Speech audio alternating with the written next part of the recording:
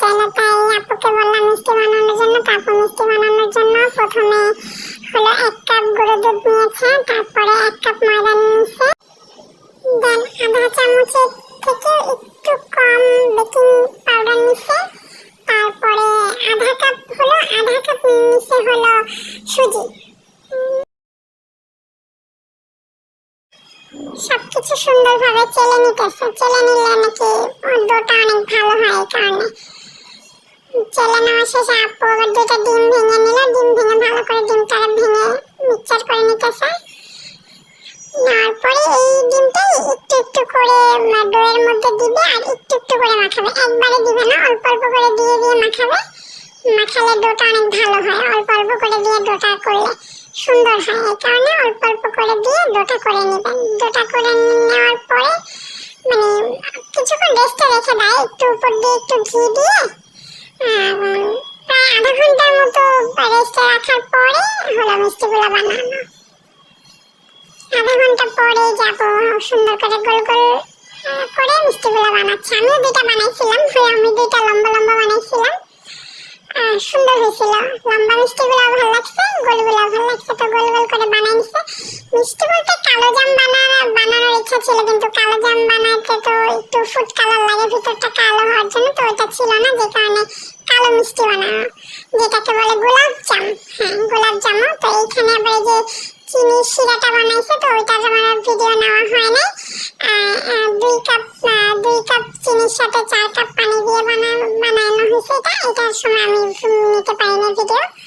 তারপরে যখন আমরা মিষ্টিগুলো সুন্দর করে ভেজে নিব, তেলটা হালকা গরমের মধ্যে ভাজতে হবে, বেশি গরম থাকলে দেওয়ার সাথে সাথে মিষ্টিটা পুড়ে যাবে, কালার চলে আসবে, ভিতরে হবে না, কারণ একটু ঠান্ডা থাকা অবস্থায় আর কি দিচ্ছে। তো মিষ্টিগুলো একটা একটা করে দিয়ে দিতেছে। মিষ্টিগুলো কিন্তু অনেক ভালো ফুলে, আর দেওয়ার সাথে সাথে দেখা যাচ্ছে যে আস্তে আস্তে করে ফুলে একটু বড় হয়ে গেছে। বড় পরে তো সবগুলো মিষ্টি আস্তে আস্তে করে ভেজে নেবে। তবে অতটা খারাপ হয় নাই, আপু প্রথমবার মিষ্টি বানাইছে, তো প্রথমবার হিসাবে মোটামুটি ভালোই হয়েছিল, একেবারে যে খুব খারাপ হয়েছে তা না, অনেকটাই ভালো হয়েছে, অনেকটাই মজা হয়েছে। আমরা সবাই বলছি যে না, প্রথমবার হিসাবে ভালোই হয়েছে, খারাপ হয় নাই, দ্বিতীয়বার যখন ট্রাই করবো আরো সুন্দর হবে। এই যে মিষ্টিগুলো একদম এই যে এরকম কালার করে ফেটে গেছে, কিন্তু এইটাই হলো প্রবলেম হয়েছে যে মিষ্টিগুলো ফেটে গেছিল। ওই ফেটে যাওয়ার কারণে মিষ্টিগুলো একটু দেখতে অন্যরকম হয়েছে, তাছাড়া কিন্তু মিষ্টির টেস্ট কিন্তু অনেক ভালো ছিল। এই যে দেখেন মিষ্টি কিন্তু সফট হয়েছে, ভালো হয়েছে। তো আর আমাদের গুঁড়ো দুধটা একটু প্রবলেম ছিল, গুঁড়ো দুধটা যেন একটু কেমন ছিল, আপু ওটা বাহির থেকে নিয়ে আসছে। তো এই দুধটা না অতটা, যেমন ডিপ্লোমা দুধ, তারপর আমরা যে দুধগুলা খাই এই দুধগুলার মতন, আমরা সবসময় ডিপ্লোমা দুধটাই খাই, ওইটা দিয়ে মিষ্টি বানাইলে অনেক সুন্দর হয়। কিন্তু এই বিদেশি এই দুধটা দিয়ে বানানোর কারণে ডোটা সুন্দর হয় না, ডোটা শুধু নরমই হয়ে যেতেছিল। এই দুধটা যেন কেমন একটু গরম কিছুর কাছে পড়লেই দুধটা অটোমেটিক ঘি যেমন গলে যায়, এই দুধটা এরকম গলে যায় কিছুক্ষণ বাইরে থাকলে। বলতে পারি না কেমন ধরনের গুঁড়ো দুধ।